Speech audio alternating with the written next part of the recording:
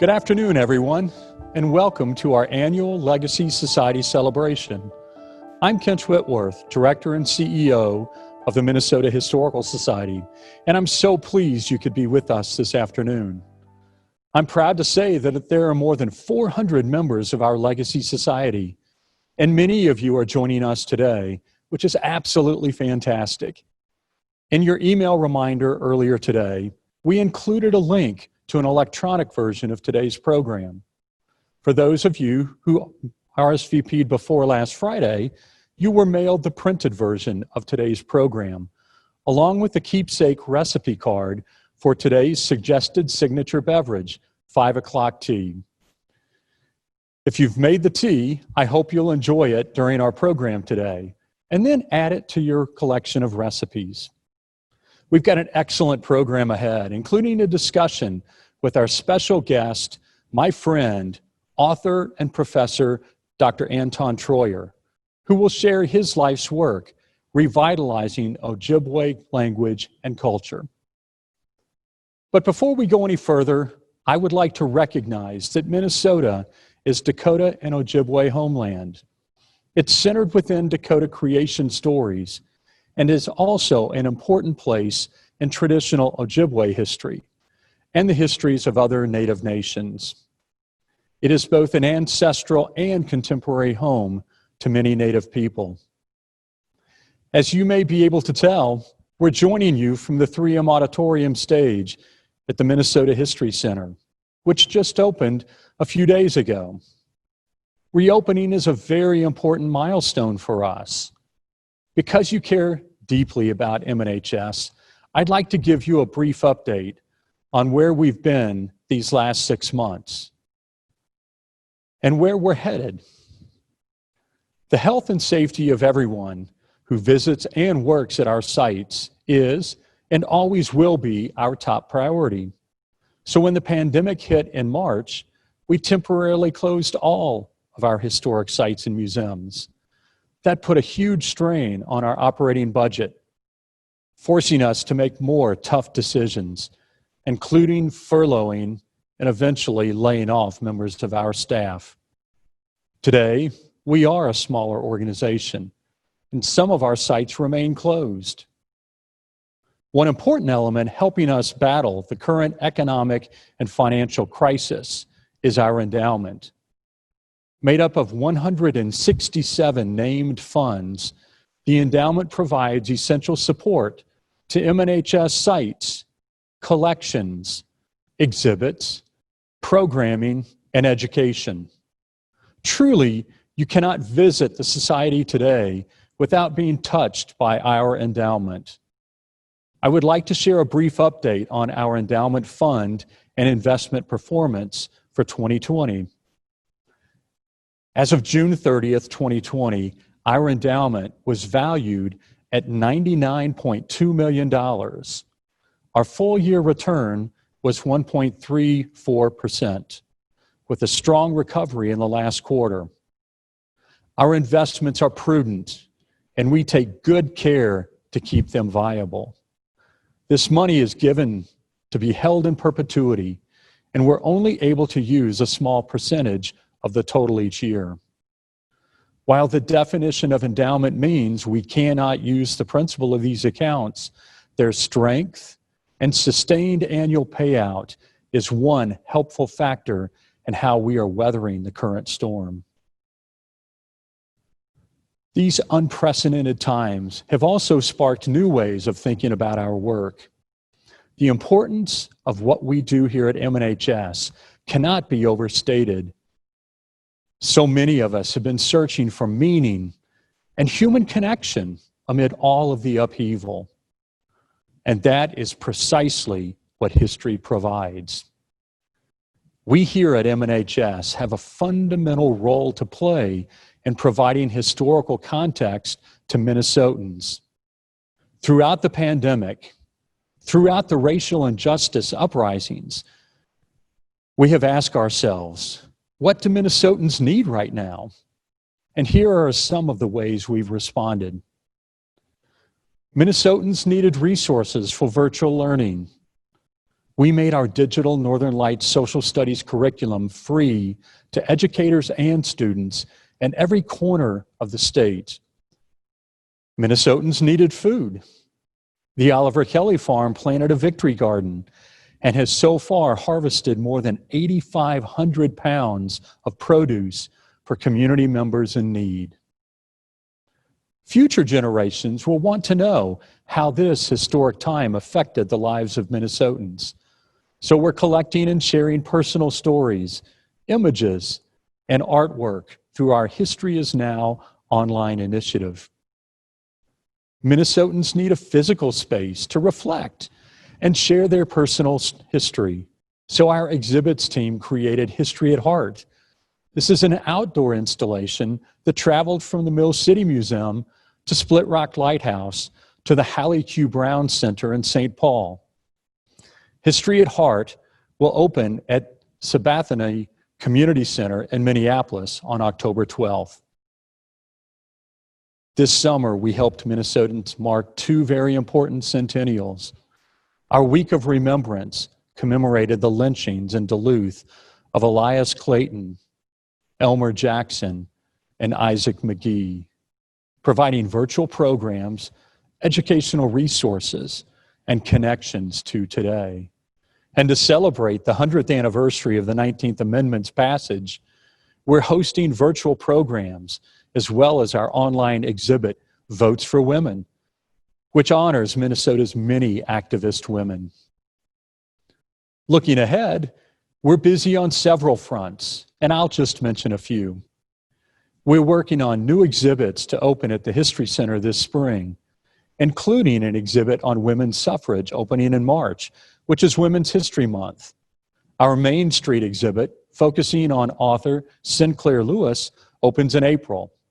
And our History Is Now exhibit, a look back at this historic year, opens in June. The Minnesota Historical Society Press continues to make new titles available on all aspects of Minnesota history. History Day staff is gearing up for another great year, working with Minnesota middle and high school students around the state. And MNHS staff and leadership are developing new strategic priorities to carry our work into the future. So there is a bright side, and that's what today is all about. We're celebrating you and all you've done to support and inspire us. Your gifts have tremendous impact. They benefit every area of MNHS, from the Gale Family Library to the Forest History Center, from collections to education. For more on that, I'd like to introduce my good friend, Judy Corson, who will welcome our newest Legacy Society members and recognize the generous contributions of those who've recently passed away. We are pleased to announce the new members of the Minnesota Legacy Society. We are grateful for the special commitment of these visionaries, whose generosity has included support of MNHS by including our organization as a beneficiary of a will or other planned gift. With the love of artisan-made goods, inspired by his grandmother and great-grandmother, Thomas J. Arneson has been a collector of works by Minnesota artists.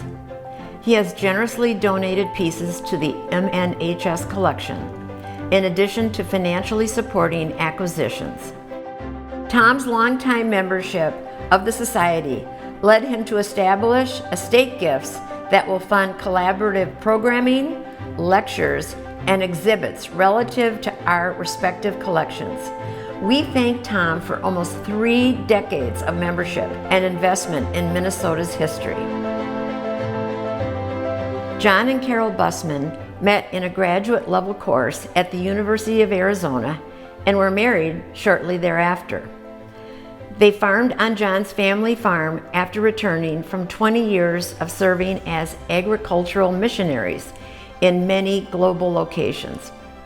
Carol took a job at the Murray County Historical Museum in Slayton, and within a year became the director of the museum. John and Carol's love of history has led them to create an endowment through a planned gift that supports a variety of activities, such as education, research, collections, exhibits, MNHS Press, and historic sites. We thank them for their legacy support as well as their long support as North Star Circle members, having been members of MNHS since 1997. Join us in welcoming Thomas, John, and Carol to the Legacy Society. We are very grateful that they are including us in their estate plans and will continue their rich relationships with the Historical Society.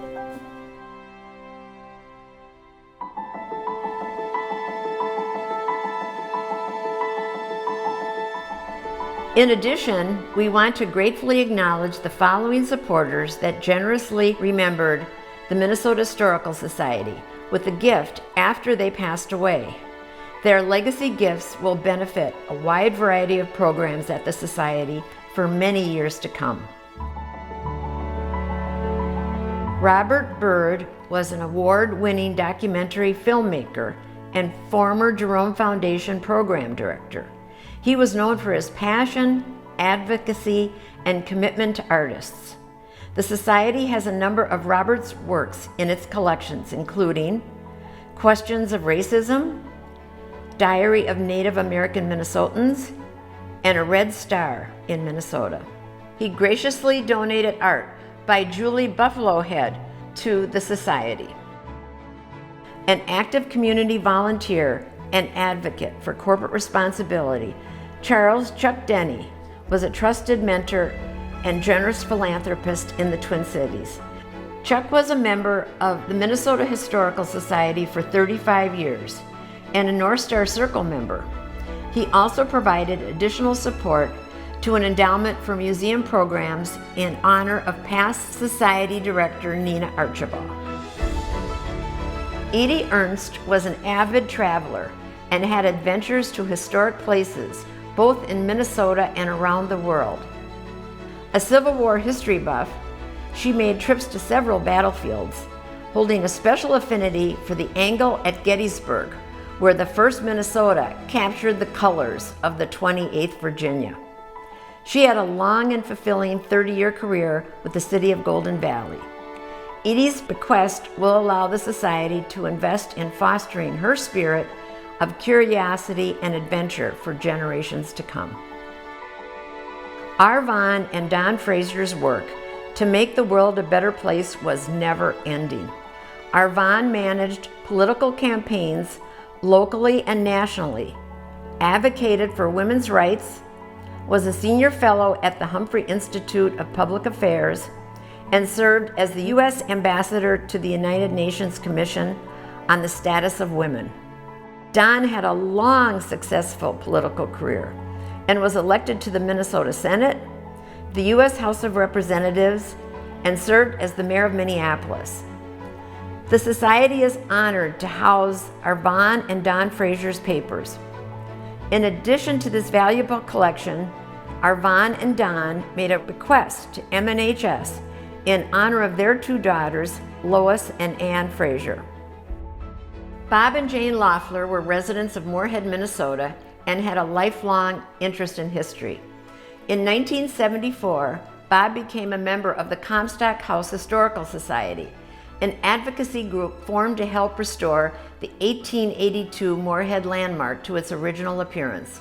He then served as the volunteer site manager of the Comstock House from 1976 through 2004, a remarkable tenure.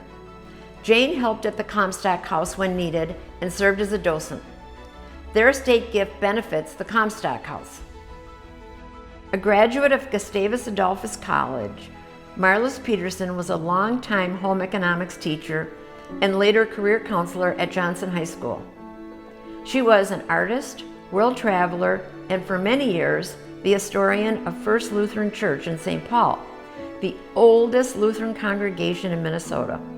She was a member of the Minnesota Historical Society for 20 years, and her estate gift will support a variety of activities related to our collections. Russell Schrodel was a member of MNHS for 37 years. He was one of the original staff members of the Washburn Public Library, which opened in 1970, and he later worked for the Minneapolis Central Library. He was also an avid bird watcher. Russell's generous estate gift will be invaluable for future generations of historians and librarians. In the early 1960s, Joan T. Smith was a trailblazer. She was the first female vice president in the Trust Investment Division at Norwest Bank. She sat on many civic boards, such as the Minnesota Opera Guild, and became the first female president of the board of the House of Hope Church. Joan loved the arts, travel, particularly to Africa, and giving back to her favorite organizations. We are honored to have been remembered by Joan in her estate. Jack Tisk, had a long corporate career with Northwest Bank Corporation, now Wells Fargo. He had a passion for international travel, photography, stamp and postal cover collecting, and Americana antique flat iron collecting. Jack was a member of the Society for nearly 40 years. Renata Windsor's curiosity about her German roots first led to her passion for history. She researched and wrote both her family's genealogies and those of her husband's. A copy of those histories are in our Society's collections. As a longtime member of the Colonial Dames of Minnesota and the Lake Minnetonka Garden Club, Renata indulged both her love of history and her green thumb. Renata was a loyal North Star Circle member, and her generous estate gift established an endowment in support of historic Fort Snelling. We are so thankful for all of our legacy donors. They will all be greatly missed, and their support will be cherished by many future generations.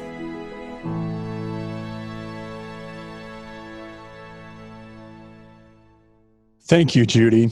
And now it's my pleasure to introduce our keynote speaker, acclaimed author, Dr. Anton Treuer. Anton is sometimes called a language warrior for leading the charge to revive and strengthen Ojibwe language and culture. His latest book, published by MNHS Press, is The Language Warrior's Manifesto: How to Keep Our Languages Alive No Matter the Odds.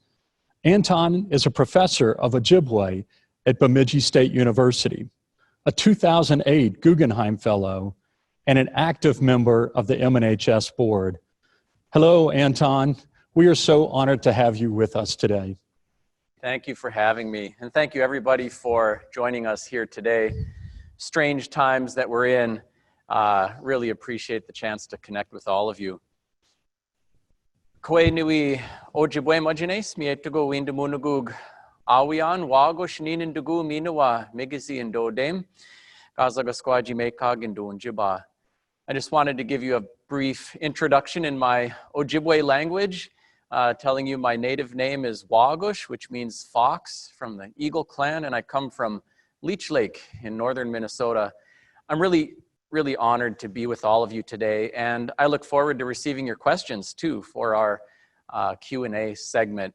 I really like connecting with people, not just through my books, but through presentations and conversation. I thought I'd take the brief time I have with you today and talk about a bit of a personal journey for me. This is an image of my parents, Robert and Margaret Treuer. They both passed away in the past few years, and my mother most recently in March, just at the outbreak of COVID. And I really have been thinking a lot about them and all of the different meanings to legacy. My father, I think, had almost several lives that he lived. He was actually born in Vienna, Austria. My mother was born in Leech Lake, Cass Lake, Minnesota, in northern Minnesota. I think for her, her experience with reservation life, harvesting wild rice, things like that, it was less a cool cultural pastime and more a necessary means of survival. She only met one professional Native person ever in her entire childhood. That was a school nurse. And It inspired her to eventually pursue a nursing degree and be the first person to go beyond high school education in her family. She had a remarkable journey of her own. In fact, by the time I hit middle school, she became the first female Native attorney in the state of Minnesota. And I think demonstrated to me the power of an education, what a woman could do in a world that had often been dominated by men, what a Native person could do in a world that had often been dominated by white folk. And she was a trailblazer. She was also, I think, probably had as much vinegar as blood running through her veins, and showed me what it meant to really stand up for things that you believe in. I kind of feel like the stories we hear about the American dream are kind of half true. And the true part is what I saw my mom do. Work hard and find a way to make it, but also only half true, because there are obstacles out there that are not always equitably distributed. My father was born in Vienna, Austria. He's an Austrian Jewish immigrant, a Holocaust survivor, spoke nothing but German the first 13 years of his life. Both his parents and two cousins ended up surviving the Holocaust. Everyone else was killed in the camps. And he had some pretty horrific experiences just getting out of Nazi-occupied Austria. And eventually he made his way to the United States, became fluent in English. By the time he was 17, he enlisted in the US Army. Actually lied about his age so he could go kill Nazis, and they sent him to the Pacific Theater. And afterwards, he ended up working as a labor union organizer and then an educator teaching English in high school. Worked for various US government programs, and for one of them, took a job working for the Bureau of Indian Affairs, doing work up at Red Lake, where he ended up meeting my mom, who had just finished nursing school at the time, and ended up running the tribe's health program. It was really interesting for me growing up. Like, I think you could say when my parents were getting started, my dad was in many ways hitting a restart button in his life, as it seemed he had done many times. And my mother was just finding a pathway out of poverty. My father had put in a bid on a piece of tax forfeited property, got a letter back saying, yours is the only bid, but it's not enough to cover the delinquent taxes. Can you find a couple $100 extra? And he did. And then took this piece of property. At one point, it had been a virgin white pine forest, but clear cut, and it was all farm fields when he got it, and started planting trees. One of his books, The Tree Farm, kind of details this part of his life. And I'll come to it again at the close of my remarks. For me, when I was very young, there were times when, things were quite humble. I grew up with an outhouse and a little hand pump and kerosene lanterns at first. But by the time I hit middle school and my mom had her law degree and built a nice modern house, I had seen a lot of change just in my own experience in Minnesota. This picture is me in the summertime, where we'd kind of wash up in the creek. And then in the wintertime, we had these enamel wash basins by the barrel stove. I never felt poor. I certainly never experienced food insecurity or things like that. By the time I'd finished high school, though, I certainly wanted to get out of Minnesota, and somehow thought that some of the painful experiences I had around race would disappear when I went to a new environment, and realized upon attending Princeton University that, the misunderstandings and the brambled racial borderland of my youth would simply follow me everywhere that I went. By the time I finished college, I just wanted to come back to Minnesota and never leave. And at one point, I connected with the gentleman in this image here named Archie Mosé. He was born in 1901, and he was a teenager the first time he ever saw a white man. And he was in his 30s the first time he saw a black man or a car. And when I met him, he was in a modern house watching WWF SmackDown wrestling show on a TV. And when I went to see him, I wanted to ask about Ojibwe language and culture. And he came in and he said, "Oh, I've been waiting for you." I said, "How could you be waiting for me? We've never met before." And here he had had a dream, and I fit the image of the person in his dream, and we ended up forming a really powerful relationship. I ended up living with him off and on. He could speak some English, but it was clunky. And I ended up working as his kind of gopher. I'd drive him around to funerals and various Ojibwe ceremonies to officiate. And I ended up having a real immersion experience in Ojibwe language and culture. I think it was remarkable to me that Archie Mose, his namesakes were actually veterans of the US Civil War. And I was in, the early 1990s by the time I was living with him. And it just seemed a world away. Things change very, very quickly. And I've kind of never met an elder from any culture who doesn't shake his or her head and go, "Kids these days," as there's always a tension about cultural continuity and change. At one point, we ended up taking Archie to the Conference on World Religions when it was in Chicago, and he met the Dalai Lama. They look remarkably similar, brown glasses, kind of balding. And there was a long line of monks that wanted to pay respects to Archie, who was the oldest spiritual leader in attendance. And Archie had never had anyone bow to him before. So he started patting everyone on the head saying, "That's okay. It's all right." It was just such a strange experience for him. Touching the head's taboo in Buddhist culture, by the way. So they stopped the line and the Dalai Lama says, "Okay, how do you greet in your culture?" And he said, "I don't know, shake hands." So the Dalai Lama goes like this to shake hands, and Archie goes, "No, like this." So they got an arm wrestler handshake. One of many interesting cultural exchanges with him. Archie had never finished second grade, but he remains one of the best educated people I had ever met. I was never trying to go anywhere with this. I was just excited to immerse myself in Ojibwe language and culture. But today I officiate at the medicine dance in his lodge and kind of steward ceremonies and people through our ceremonies from life to death, much as he did. And it's kind of one of the major callings in my life. They're all connected for me. Working to revitalize the Ojibwe language, culture, history, they're all intertwined. And the work that I do around race relations, around trying to equip all of us for the best chances at a long, healthy, happy life. I started connecting with the Minnesota State Historical Society then in a lot of unexpected ways.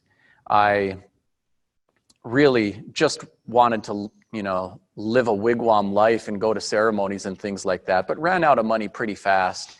Ended up taking a job at Bemidji State University in student support, and then eventually applying to graduate school, which I did at the University of Minnesota. And throughout that entire experience, I came to the Minnesota Historical Society many, many times over. Early on, as a grad student, I ended up writing some of the text that was incorporated into the display panels at the newly opening Historical Society site in Mille Lacs, the Mille Lacs Indian Museum, which is a cooperative venture with the State Historical Society and the tribe there. And it was inspiring for me to see all of the ways that this society could connect with Native communities. They actually took wax imprints and set up statues that were based upon the bodies of Mille Lacs band members and set up wigwam villages in each of the 4 seasons at that site. And it was really interesting to see the interplay of language, culture, and history, and history in the making with that effort. I did a tremendous amount of research at the State Historical Society, and when I was starting, it was such a different game. Some of the documents you had to only see in person. You couldn't even take an image of them.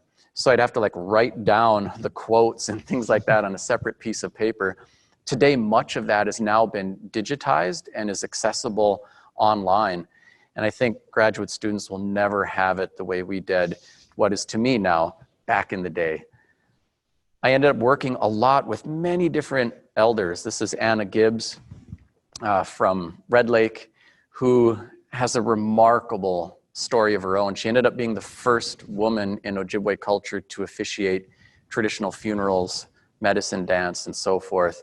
And by the time she passed away just a couple of years ago, there was a long line of people, a horse-drawn caravan in front going out to the gravesite.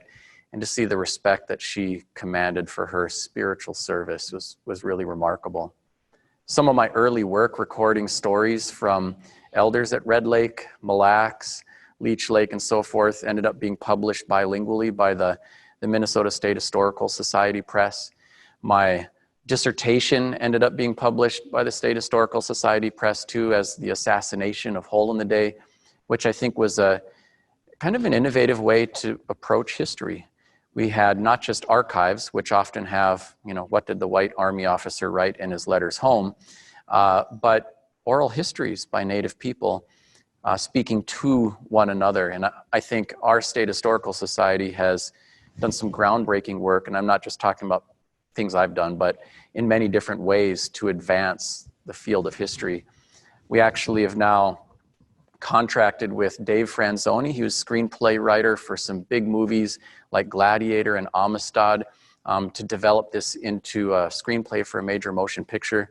We still got further to climb up that mountain to raise the funds for the movie production, but it's really exciting to see the ripples going out from those initial pebbles in the pond here at the Historical Society. Even recently, the Mille Lacs Band of Ojibwe appropriated a remarkable sum of money, about $14 million, for Ojibwe language revitalization. They'll be doing Rosetta Stone for Ojibwe, and I'm part of a team working there to develop Rosetta Stone and to continue to develop literary traditions for this formerly oral language, Ojibwe. And here we are working with elders in Mille Lacs. It was inspiring to me to see the impact of some of that work as it has come again through the Minnesota State Historical Society. There's the incredible story of Red Lake that I had the honor of working with here at the Historical Society, and my recent book that you heard Kent mention about language revitalization broadly. To me, I think all of us human beings, no matter our lot in life or experience, we all need healing. And we are all dehumanized by the problems we see in our world. I feel like America's on the brink of a racial reckoning. And I really believe that all of us, because we are all indigenous to somewhere, have this as part of our human experience and existence. In fact, it's only been the past 10,000 years that human beings have not had a village-focused, earth-based worldview that is entirely indigenous. And as human beings have been busy hurting and colonizing one another, that damages everybody, whether you're the victim or the oppressor in those circumstances. And so seeing, the millennial generation and Generation Z have such a strong and powerful interest in progressive thinking around race and what would reconciliation really look like. I have high hopes for where this takes us. And as we do engage in this kind of work, I really believe that any effort that any human being can make to more fully understand their own history, culture, identity, and experience is something that heals them and heals all of us. These are powerful healing and decolonizing acts when we get to learn about ourselves and the rest of the world. The Minnesota State Historical Society has partnered with the University of Minnesota, and the University of Minnesota has published an online talking dictionary for Ojibwe that links to the Minnesota State Historical Society archives. So if you go there and you look up bandolier bag, you will have Gushkibidogan, the Ojibwe word. You can click on the word and you can hear examples from naturally recorded speech, male and female speakers, and from different dialects. And you'll see images from the State Historical Society collections pop up and link to those things. It's really remarkable what the technology has done. This is the team of elders in Mille Lacs who are busy writing books in Ojibwe, and it has been really incredible and inspiring for me to see what has happened. Here's one of the books that just came out in September that they had done, and seeing the response of the elders to see their own work was remarkable. Some of them were literally brought to tears seeing their words in print. All of these books, again, published by the Minnesota State Historical Society Press. And as part of those arrangements, the Mille Lacs Band bought a copy for every band member, which is being freely distributed. And they're now populating schools, programs, and so forth around Mille Lacs and other parts of the world as well. It's kind of remarkable to see all of this happening. I feel like, you know, the future vitality of the Ojibwe language might not seem certain to everyone, but it is certainly possible. And as we have grown Ojibwe immersion schools and books and resources and see this work accelerating and being catalyzed by institutions like the Minnesota State Historical Society and the Mille Lacs Band of Ojibwe and many others, I really have high hopes. And I have every reason to believe that, while we will never be exactly the same as what our ancestors were, that we will be recognizable to them, and that these will be not just empowering developments for Ojibwe people, but something that can keep this unique way of looking at the world available and more accessible for everyone. This is an image here of my grandmother, Luella, who actually outlived her daughter. She's almost 98 years old, still alive. She was brought to residential boarding schools and beaten for speaking Ojibwe and things like that. She's holding my youngest daughter, who's actually 8 years old now. They have the same name, Luella. And it's been pretty cool for me to see my youngest daughter get up from the dinner table and say, you know, and she's speaking to me in a language that was kind of beaten out of her own grandmother. And we are finding a way to restore the intergenerational transmission of this language. Here's my crew. I have 9 children. I have 3 grandchildren, big, busy, blended family. And seeing what they're able to do, not just with their education and individual empowerment, but also, you know, they're busy picking berries and harvesting wild rice and things like that. I really like the Margaret Mead quote too, that on your screen here, and feel really honored and inspired to think about what all of you have done as you have thought about what legacy really means to you. This is an image of our family's tree farm now. All of the trees in this picture here, my father planted. It completely transformed the landscape and the ecosystem. One guy with a child labor force. And when I think about the big problems that we're looking at in the world today, climate change, race relations, helping people get along and make the world a better place, I think a lot of people look at those things and think, there's not a lot I can do about that, so I'll just go be a decent human being and tell my kids and grandkids to do the same. But all that's necessary for evil to triumph is good people to do nothing or too little. But making change is not like we need to take this mountain of problems that humans have been developing for thousands of years and move the whole thing today. It's more like we need to keep planting the seeds. And that is the power of giving. What I saw my father do, giving back time after time after time through his professional work, through the simple act of planting a tree, through being the only person left in his family who had survived the Holocaust, who ended up having grandchildren. To my mother, you know, growing up in poverty and doing so much pro bono and advocacy work for tribes, elevating their causes, and then thinking about all of the spiritual leaders that I've worked with in the Ojibwe world through their spiritual service and their efforts to revitalize the language, that I feel like I've not just found my calling, but I've really been privileged to see the power of paying it forward and giving it back. And that is in many ways what each of you do through your gifts. And I don't just mean your financial gifts, but your gifts of time and where you place your energy and what you care about. It all makes a tremendous difference. I'm excited to take some of your questions and to speak more about anything that's of interest to you, from my career to my family experience to what all of you really care about with the Minnesota State Historical Society. Thank you so much for joining us today. Miigwech. Anton, thank you so much. What an inspiring presentation. And I'm pleased to report that there are a number of questions that have come in during your presentation. Let me start with a question from Missy Thompson. She says, the connection to elders is powerful. How do you work to instill that same connection in upcoming generations? Right. I think it has been heartbreaking and misguided that so often in mainstream America, we keep people segregated by race, gender, age. The first graders are always with the first graders, and the high schoolers with the high schoolers, and the elders with the elders. And something that I've really appreciated about the Ojibwe universe is that it's very different.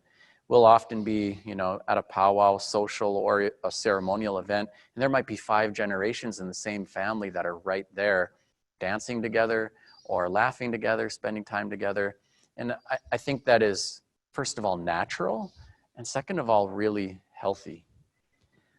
I think, most human beings, we're kind of like water rushing down the mountain. We follow the gorges and paths of least resistance. And so we do what other people are doing, and we don't always challenge the status quo. But once in a while, someone stands in the middle of the raging torrent and kind of directs the flow of ever-changing human culture in another direction. And I think that's what we need to do around age.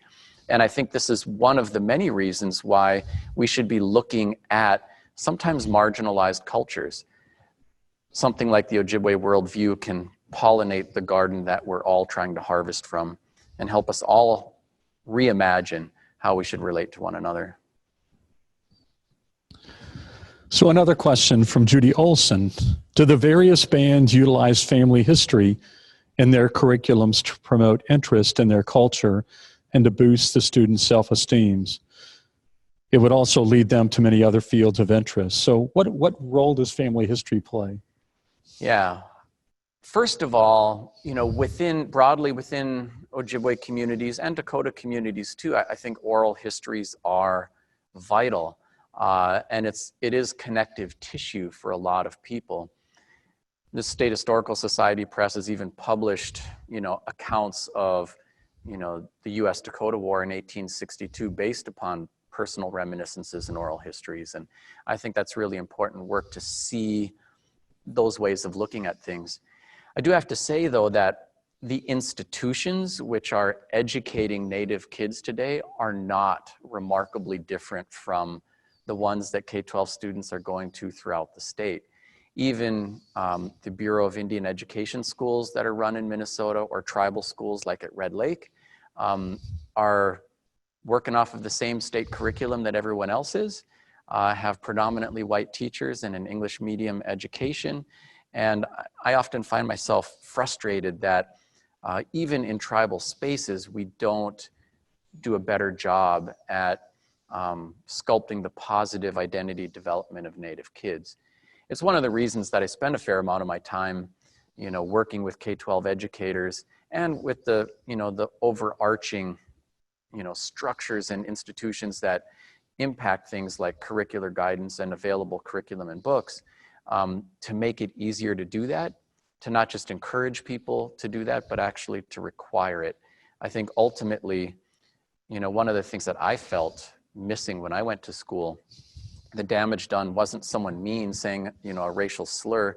It was often well-intended, good-hearted people who, with the absent narratives, ended up communicating, you and yours aren't important, aren't relevant, don't matter. Mm-hmm. And when everyone can see themselves reflected in the curriculum, in the books, in their state historical society, then they feel engaged with it. It's of and by them. And frankly, also with our state government. And we're seeing some big battles going on around that now.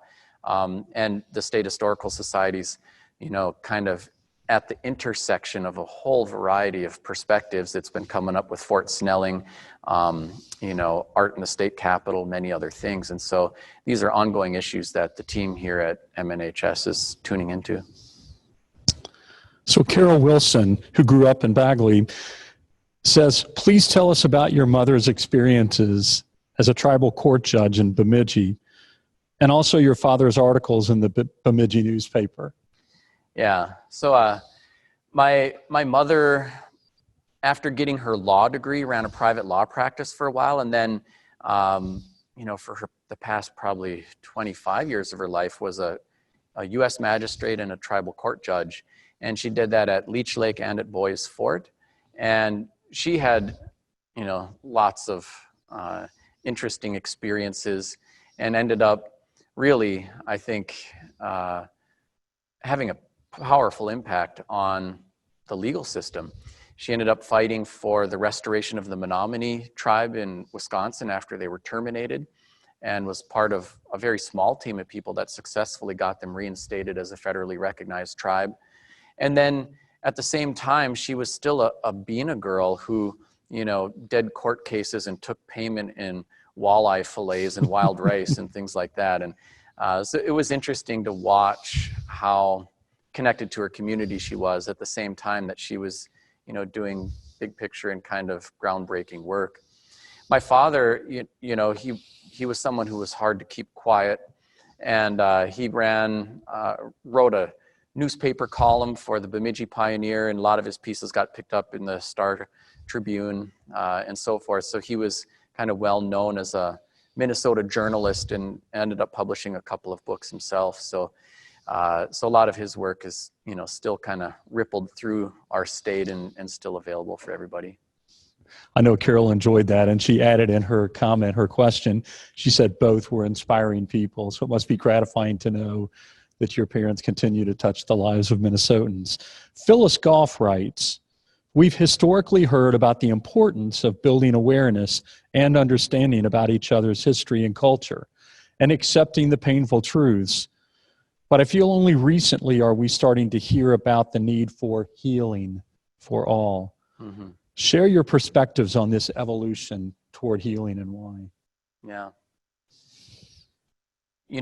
I'm actually the first generation in my family that is not served in the military. My father served in World War II. My uncles on my mother's side had served in Vietnam and Korea. My grandfather was in World War II on my mother's side as well, and World War I, and the Spanish-American War, and the Civil War, and Ojibwe-Dakota Wars before that.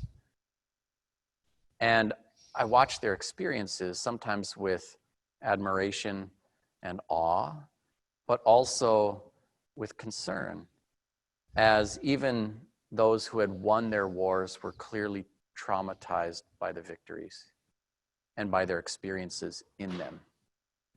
Violence dehumanizes all of us. Mm-hmm. Poverty is a form of violence. Racism is a form of violence. Sexism is a form of violence. And these things dehumanize all of us, even if we are, at a surface level, a beneficiary of the violence by being a man or by being white or whatever it happens to be. And I really believe the Paul Wellstone quote that, in fact, we all do better when we all do better. Mm-hmm. And we have a profound need for healing. And some people are afraid that if, marginalized groups, people of color rise, that somehow it's going to take something away from someone. It's not the case.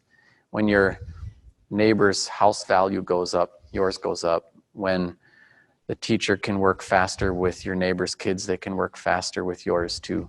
We really all do better when we all do better. And, more importantly, I think we've often had a hard time seeing beyond something kind of parochial. And, if I held up a finger and said, what is that? It could start a fight. unless we clarify the language we're using to talk about it. Because in the language of body parts, well, that's a finger. But in the language of numbers, it's a 1. And in the language of space, that's up. Who's right? And they're all right. But all too often when there's a touchy topic like race, then someone's up there saying this here's a finger, it's not an elbow, it's not a toe, the rest of you people, shh. And someone else is listening saying, that's a 1, not a 2. See? They just don't understand. But when we can see that as a 1 and up, and a finger and all the other many things that it means, then we're developing multiple perspectives, multicultural worldviews, and that equips us not just to understand one another, but to do things together. And I think that's the key to our individual and collective healing. I want to thank the folks who've participated, and particularly those who have asked questions. There have been a number of questions about restoration and reconciliation, and you've addressed that so beautifully in your responses to the last few questions. I think I would simply ask one final question. Sure. And that is, what's been the most rewarding about your work around language? There have been so many uplifting moments. I think, back to my time with Archie Mosé, who it was almost seen born in a totally different time. And I'm not sure he always felt hopeful about, the vibrant continuity of the medicine dance or the Ojibwe language or things like that. He wanted that so badly. And it seems like a monumental lift, or like, how do we deal with race relations or something like that. But, our latest book that we did with the elders in Mille Lacs, and we sent it to the kids at the immersion schools, and was talking to one of them who came running up. Wagosh, ingi yagandano o mazanayagan, koenui tabajin bapine and dagwad. And he's speaking to me in Ojibwe saying, I read that book, Koenui Tabajin, man, that's funny. And to think like he was interacting with me, probably a second grader, in a language that his parents didn't speak. Through work we had done here, that was kind of bridging that gap between elders and young people across generations and through time. And it really inspired my sense of hope and my dedication to the work. Thank you so much, Anton. So many folks also made comments about how inspired they are from your remarks. The work that you've done that have taken so many different forms, certainly the publications, but work with community. We are grateful. You have given us hope during a challenging time, and you have reminded us the importance of legacy and caring deeply enough to be a warrior in pursuit of those things. So thank you again. On behalf of all of us at the Minnesota Historical Society, I thank all of you for joining us today, for supporting our work so generously, and for truly understanding that history does matter. The Minnesota Historical Society has weathered change for 172 years. We're in the midst of change once again. But one thing will never change. We are resolved to hold Minnesota's history in trust for all of its citizens for generations to come. That's why we need you now more than ever. That's why we celebrate you today. You are our partners in championing the transformational power of history. And for that, I say thank you. We've prepared an in memoriam piece paying tribute to a few of our many members and supporters who have died in the past year. However, following the creation of this video piece, we learned of the death of yet another longtime friend, Peter M. Butler, on September 27th. Peter and his wife, Sandra, who died in 2017, were longtime North Star Circle members of the Minnesota Historical Society. They were regular visitors here at the History Center and also enjoyed joining us at our winter member events in Naples, Florida. Their children and family members have continued their generous legacy of support for MNHS through the Butler Family Foundation. Our condolences go out to all of the Butler family. And now, we're going to leave you with a few important words from my good friend, Dr. Ford Bell. Finally, we would also like to remember and thank a few friends of the Minnesota Historical Society that passed away this year. Their lifetime contributions and support of the Society will never be forgotten. The daughter of Marie Ham Ankeny and DeWalt Ankeny, Sally Anson's roots in Minnesota run deep. She loved history, and as a longtime North Star Circle member, Sally and her late husband Peter were frequent visitors at History Center exhibits and events. Together with her brother Pete Ankeny, Sally supported the creation of the Minnesota History Center, the renovation of historic Fort Snelling, and she contributed to several endowments benefiting the future of the Minnesota Historical Society. Kurt Bludog was an esteemed member of the Minnesota Historical Society Executive Council. Kurt assisted in drafting legislation that became the American Indian Religious Freedom Act. His career included roles as an attorney for the Native American Rights Fund, a tribal court judge, and an adjunct law professor at William Mitchell College of Law. He was a member of the North Star Circle for many years, and we are very appreciative of his service to the Minnesota Historical Society. A successful businessman and leader in the field of banking and finance, Marty Chorzempa shared his talents freely, serving on countless for-profit and nonprofit boards.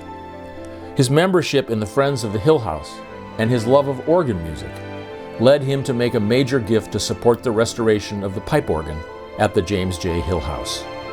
Marty was a member of the Minnesota Historical Society for more than 35 years. Jerry Jackson was a development and plan giving officer at the Minnesota Historical Society for 10 years, until his retirement at the age of 80. He was an ordained Methodist minister and later in life worked as the director of the United Methodist Foundation of New Mexico and in development at the Children's Home Society of Minnesota. He became a member of the Minnesota Historical Society in 1999 and joined the North Star Circle in 2005. He also established an endowment to support programming at historic Fort Snelling. In 2018, the Minnesota Historical Society had the pleasure of celebrating the 60th wedding anniversary of Jim Lee and his wife Linda at Split Rock Lighthouse, where they lit the lighthouse beacon. Jim had a long career in accounting for Soo Line before becoming Chief Financial Officer for the Office of the Pohlad Family.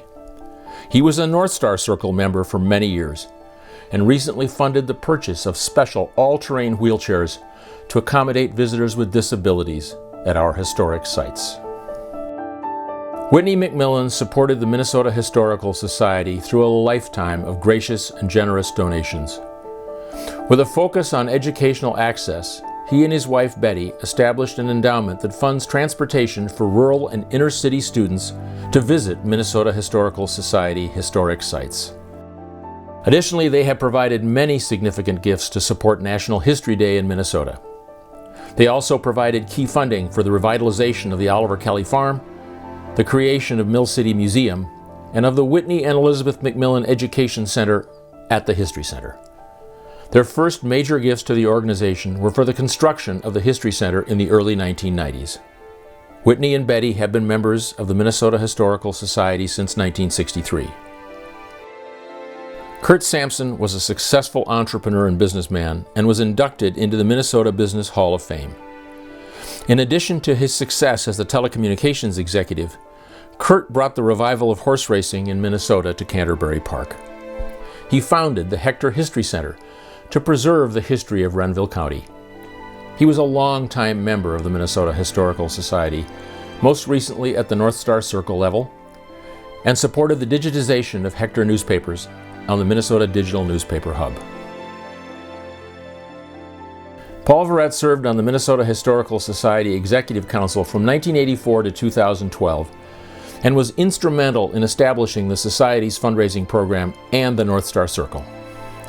Through his leadership of the St. Paul Foundation and his role as a trustee of the Catherine B. Anderson Fund, he helped secure critical support for the creation of the Minnesota History Center along with several major exhibitions, the Minnesota's Greatest Generation Project, and, most recently, digital preservation initiatives. Paul and his wife Carolyn have been members of the Minnesota Historical Society for 46 years and are members of the Legacy Society.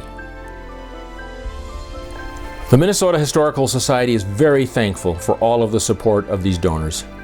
The commitment and generosity of these patrons to the Society sustains our work to transform lives through the power of history and maintains the excellence of our ongoing programs, sites, and services.